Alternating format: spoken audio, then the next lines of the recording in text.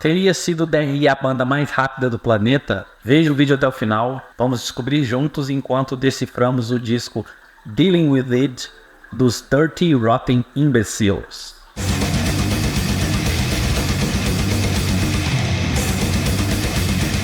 Mas antes de continuar, eu quero pedir para você se inscrever no canal, já clicar no like. Se você estiver ouvindo a gente de outras plataformas, como Spotify, entre outras, já segue a gente lá também e deixe seu comentário. E se quiser seguir a gente no Instagram, @decifrandodiscos. Vamos pro disco.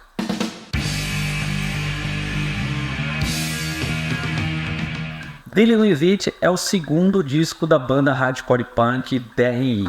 E foi o primeiro a ser lançado por uma gravadora maior, a Metal Blade, que ainda era uma gravadora independente, mas já tinha uma distribuição bem maior do que eles tinham antes. Tanto que muitas pessoas começaram a saber da existência da banda nesse disco aqui, e não no primeiro disco ou no EP Violent Pacification. Dealing With It foi gravado em Houston, Texas, em 1984, produzido por Danny Henney e saiu em março de 1985. A formação da época era Celix Griffin na bateria, Mighty Offender no baixo, Kurt Brandt nos vocais e Spice Cassidy nas guitarras, tendo gravado o baixo também em algumas faixas aqui desse disco.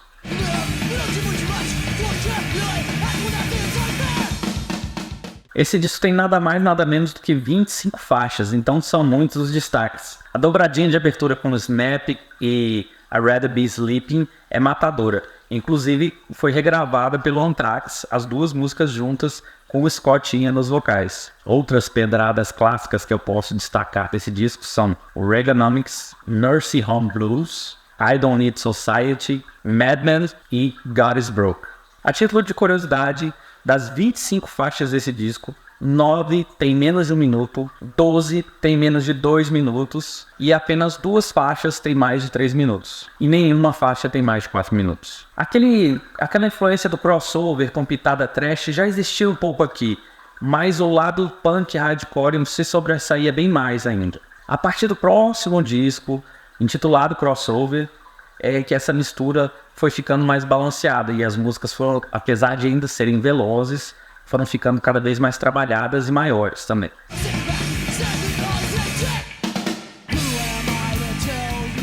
O DRI foi uma daquelas bandas que eu conheci a partir das bandas aqui, as bandas de hardcore aqui de Brasília, que sempre citavam eles como influência. Eu conheci, na verdade, várias bandas nacionais e internacionais a partir de covers e bandas como o DFC e os Cabelo Duro, as covers que eles faziam ao vivo às vezes. Eu posso citar Agnostic Front, Lobotomia, Olho Seco e, é claro, DRI. E o Dealing With It foi o primeiro disco que eu consegui descolar aqui numa loja de CDs importados.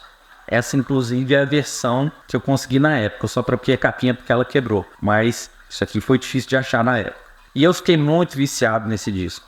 Até eu ir pro resto da discografia, além de ser difícil de encontrar, eu estava muito satisfeito aqui com essas músicas curtas e rápidas, já era o suficiente para mim. Hoje eu fico meio dividido entre esse disco aqui e o Crossover para saber, para mim, qual que é o melhor disco do DRI. Para mim fica sempre entre esses dois. Sobre ser a banda mais rápida do mundo, na época, para mim, era a banda mais rápida que eu ouvi na vida. Mas depois eu descobri outras bandas de outros gêneros, principalmente grindcore, que eram mais extremas e com músicas menores e mais rápidas, como a clássica e o Suffer do Napalm Death. E o primeiro disco do DRI, o Dirty Rotten, é ainda menor. Cada lado do LP tem um pouco mais de 8 minutos, num total de 22 músicas. E de novo, a título de curiosidade, dessas 22 músicas, 18 tinham menos de 1 minuto e algumas até com menos de 30 segundos.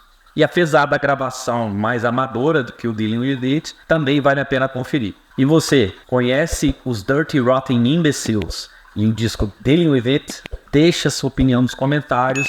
Valeu e até a próxima.